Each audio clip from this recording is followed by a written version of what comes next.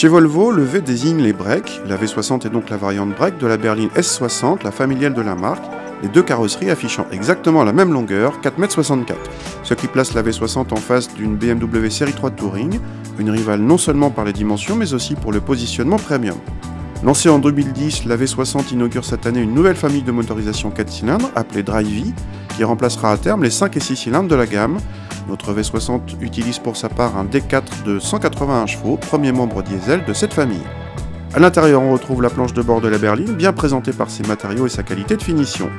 La console centrale comporte pas mal de petits boutons qui compliquent légèrement l'ergonomie, point fort traditionnel de Volvo. Le combiné d'instruments peut changer de couleur et d'agencement, tandis que sur l'écran central, on peut paramétrer la multitude de systèmes de sécurité.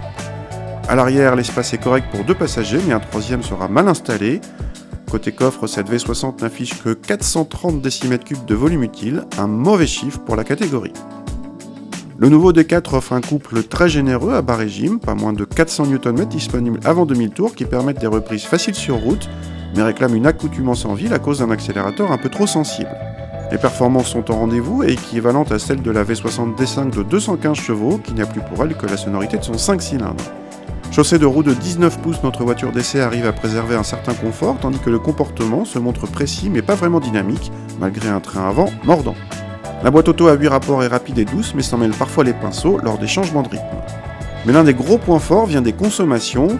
Volvo annonce 3,8 litres en moyenne et 99 grammes par kilomètre de CO2 en boîte manuelle, un record à ce niveau de puissance.